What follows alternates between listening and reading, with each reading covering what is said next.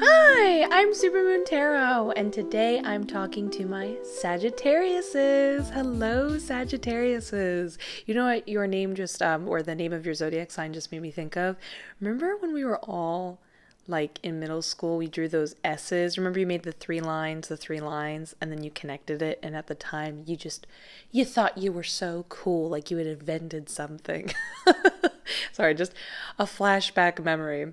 Anyways, the way this reading is going to work out is the first half is going to be checking in with your energy, the story behind that, and the second half is checking in with you and another's energy and the story behind that. This is mostly for my sun signs, but moon and rising are always welcomed. It's just about the message resonating. So let's get started with your energy. All right, well, we're getting intense right off the bat. Let's see what's going on in the storyline. Okay, I'm working with a new spirit guide who's been incredibly helpful, and I can already hear them saying all this stuff. Oh. Okay, so we have a little bit of somebody else popping through.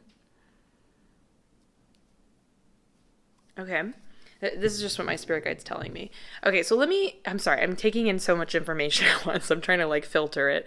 So let's start off right here with the energy coming through. It is some pretty intense energy. So in Judgment card, in reverse, this is when you were at once in your flow. Big positive change in your life, and you were feeling good about yourself, and you're really connecting to what I would like to describe as your inner light, so to speak. And then something slowed it down. It's this feeling of turning towards the past. Maybe this is somebody from your past, whatever it is. It's this looking towards the past, and therefore it's slowing down your momentum. And this is a key thing with the Judgment card. It's all about momentum. It's much different than the Rebirth card, because the Rebirth card is like a full-on, I'm referring to the Death card, is the Rebirth card. That's like full-on, like you're shedding some skin like a snake. This is more of, as you keep positively building yourself up, affirmations, seeing the positive effects of what you've worked towards, and then rewarding yourself mentally for that, and growing and growing and growing. It's kind of like, very much like, do you remember that X-Men character? I think he was recently in Deadpool. His name's the Juggernaut, and his whole ability is that once he starts going, it just gets stronger and stronger and stronger. That essentially was you, and something is holding you back and slowing you down. The biggest factor I see popping up is in the Wheel of Fortune in reverse.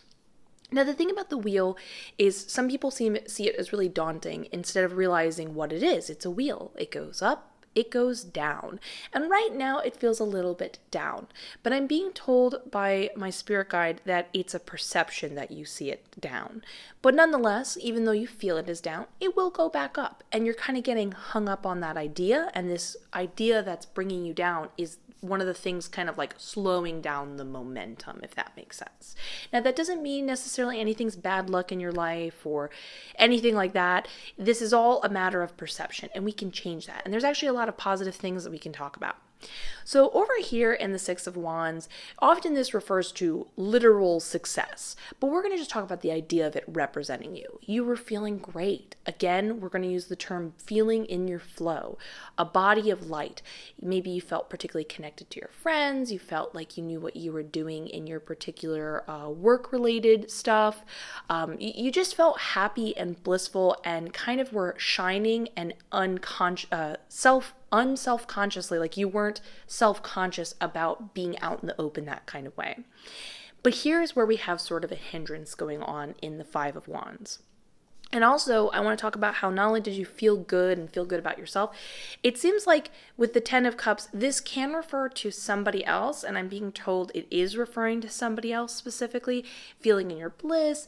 This is just like lots of hand-holding and just really feeling confident in this other connection with this other person. But it can represent just general over delightful happiness. It's a different vibe than the Sun card. The Sun card's more of like inner confidence. This is like emotional, like happiness, like you feel it intensely.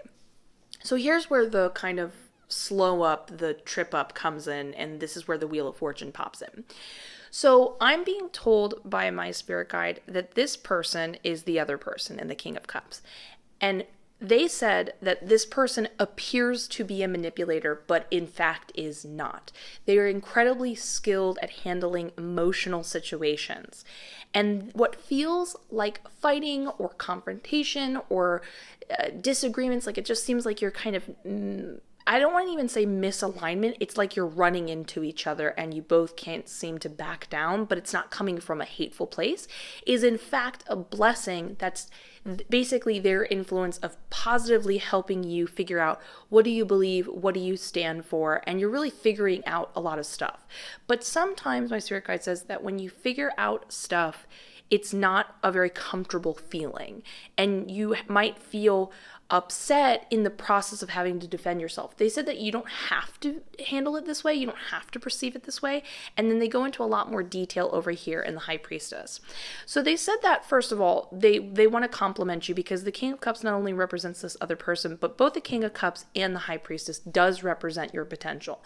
You have fantastic intuition, you are way more emotionally in control, or like you're in control of your emotions than you're giving yourself credit for. You're already good to go. So you are able, both of these cards are people who are able to take sort of an outer perspective, like an objective third party. You could think of them as a bird in the sky, like a bird's eye view on the situation as a whole. The King of Cups, they can handle complex emotional situations. They can be devil's advocate to everybody involved. And so therefore they can make the best beneficial decision to comfort and help everyone, and everyone's going to be satisfied essentially. And that's you. And over here in the High Priestess, she knows what's up. She's extremely attuned, but the main thing my spirit guides want me to talk about, or specifically the one I'm working with right now, they said that this is your higher self you need to connect to. The higher self version, actually just made a video about it. I don't know if you saw it, both a pick a card and explaining higher self, so you're welcome to check that out. I posted it like 2 days ago. But anyways, the higher self version is somebody who is taking an observational point of view. So they're not emotionally reacting first. They're looking at everything. They're thinking about it before. So they don't react. They take a second, think about it, and then make a decision how they want to respond. And so this sort of mindset's going to help you even out the emotional stuff. But my spirit guide keeps saying that the emotional stuff is really pivotal to you being able to have this higher observational stance. So right now, this observational stance is going to help you with the emotional stuff, but in the long term, as you feel a little more in control and feel like this feels more smoother and comfortable to experience, this is going to, in the long term, help you be able to tap into this observational point of view at any given time. So it's like a beautiful, again, it's like a yin and yang type of thing popping up. And so this, and I just want to be clear about this, my spirit guide saying that the Six of Wands and the Ten of Cups has not escaped you, is as they described. It's not gone. It hasn't gone anywhere. It's not even something you need to re-tap into. It's right there. You're just kind of getting distracted, as they're putting it. And so it's about having this help you in order to smooth out, to remember where you're at and where you're at with this other person. But the main thing I want to point out is that this other person that's popping up is not someone who has ill intentions for you and is not isn't someone like you should distrust. They're actually helping you, which is great. So actually, let's talk about you and another person. I don't know if this is going to be the same person. It's whatever is important. That's the energy. Let's look at the story. Oh, that's so funny. Oh, this is like the judgment thing popping up. The baby. What about the baby? Okay, okay. My spirit guide's saying something kind of interesting and mysterious. I'll just share what, okay, sorry, I'm trying to filter in the information. They said that I'll share this afterwards. Okay, so we'll get into this in a moment. So over here in the energy-oriented place with this other person, things have been feeling, declarative lines need to be made in the sand is the best way I can put it. With the Hangman in reverse, it's the desire that something needs to be clearly defined. And this could be anything from, are we together? Are we not together? Are you on my side? Are you not on my side? Whatever it is, it's been back and forth for a while and we need to fix it. That gets made with more precedence even more with the Five of Pentacles, because the Five of Pentacles has sort of a both positive and negative omen behind it when it comes to relationship-oriented spreads. And just to remember, this can be predominantly romantic related, but I try to keep these pretty open, so this can be with a friend or someone you know or whatever. It's just about the message resonating. But with the Five of Pentacles, this implies that something can get better and you can overcome a difficult circumstance. The difficult circumstance is this back and forth needing a definitive line of what's going on between the two of you. But if it stays for too long, it will become like a huge issue in the long run. So it's about like solving the problem, and we know that problem needs to be solved soon and right away kind of thing. So you can see where it's got that double-edged kind of meaning going on. So it's so interesting. You'll see what I mean in a moment when I get into explaining the story going on, because the ending is kind of unclear, and we'll get into that. But anyways, the Queen of Wands is you in reverse. This is somebody who is not realizing and unable to see their inner light. It doesn't mean it's not there. It's actually a really positive hint that it is. We talked about that in the other cards. But she's just like not realizing it. She's not tapping into it. She's not looking at herself. And when the Queen of Wands is upright, oh my goodness, this is the card to be. Everyone likes her. She has an extremely magnetic energy behind her. She's got experience. She's got energy. She'll pitch in herself. People just want to do things for her because she's just got that thing about her. She's not only very attractive, which is cool, but like I said, it's like an inner glow. And when it's in reverse, it's like being unaware of your inner glow, even though it's there. The main problem I see popping up over here is the interaction going on with these cards and this. Now we've got that that Six of Cups in reverse situation. It looks like somebody from your past is the main issue. And this is the person we see popping up. Now, I'm not saying anything, this is not me inserting my commentary, but I do want to put this mindset out there, because with the Six of Cups being in reverse, not only is it someone from the past, but when the card is upright, it just talks about the past, like thinking of the past. But when it's in reverse, it's like living in the past, and it's not a good thing. It's about how can we reshape this. That doesn't mean you can't make it work out with this person of the past. Not at all. We actually have two confirmations that that's very, very, very possible. But whatever the way that things are approaching now is a tactic and a way you interacted in the past that needs to be shaped. It's like you need to take this person you knew from back then and then figure out a new way of interacting, new way of seeing the situation, new way of seeing them. So over here we have the Four of Cups. And this shows a sense of feeling frustrated, almost starting to feel like you're not quite sure if you can care anymore, because you're kind of a little annoyed at feeling like you both have this person and you don't have this person. So you're not quite sure if you can care that sorry, I'm like channeling so hard right now. It's like kind of taking a hold of me. Give me a second. The Four of Cups, I'm trying to get focused again. The Four of Cups is showing this frustration of feeling like, how can I really invest my time in them, because it feels like it's going to be taken away and then spill over and then I'll get it again. And you're kind of feeling sort of, I don't want to say full on apathetic, but we'll just, where I'm going with this basically. And this is where you need to place your mindset. I'm just being told, redirect your attention here. This isn't helping you anymore, and you need to redirect your attention if you want this sort of ending.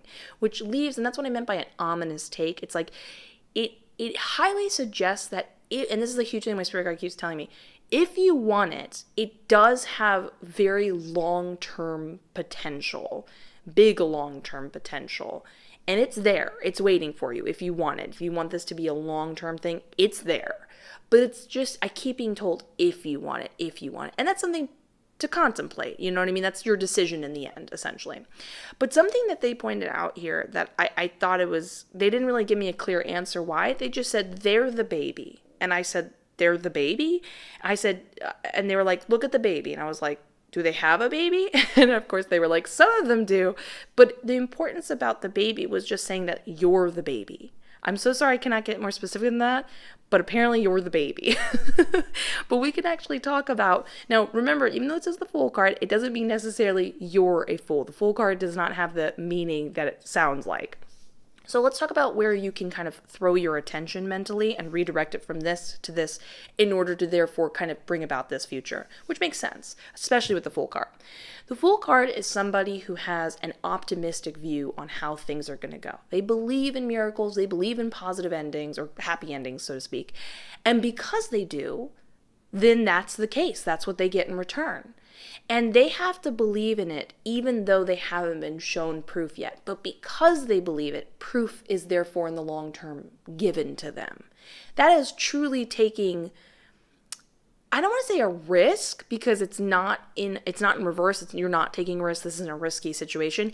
It's just that's what it can feel like, being like, wow, I'm really having to just kind of go out on a limb and think everything's going to be okay. But you have to take that more optimistic approach. And that optimistic approach needs to be pointed over here because I'm being told about the interaction going on here. The reason why you so easily kind of are drawn towards this person of the past is because of your compassion. And it is something to celebrate, and I love that you have compassion. Personally, I'm just throwing in my own narrative there. But that compassion that can feel like it's kind of guiding you in a way to make you start to feel like your light's being quenched down. We talked about what they're making you feel, and if it makes you feel like you're losing contact with yourself, so to speak, is something you can flip to your advantage. We talk about changing your perspective, having more positive approach towards the ending. Over here, this is somebody who has compassion for the person they love. And so they want to have a life with them. They want to do well and give them their resources and money in the long term because of that compassion. And it's about saying this part of you doesn't have to be seen as something that's hurting you. The way you're viewing it, as we talked over here, it's what's hurting you. But you can take that kind of underlying core feeling and switch it in a way that gives you long-term happiness and success. Stop thinking about what isn't working and how you would like it to work. That's the main thing my spirit guide keeps telling me. How do you want this situation to work? Keep your eye on the prize. And then again, it goes that if feeling, that it being like, do you think that they can measure up to it? We're being told that that's possible. But again, it's like, do you think it's worth fighting for with them in order to then get to that place? So yeah. Love that. Love the baby. You're the baby. So cute. It's a very cute baby. Very, very wise baby.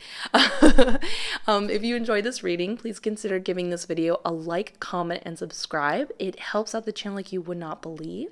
Have a beautiful day. I look forward to seeing you in the next one. And yeah, bye.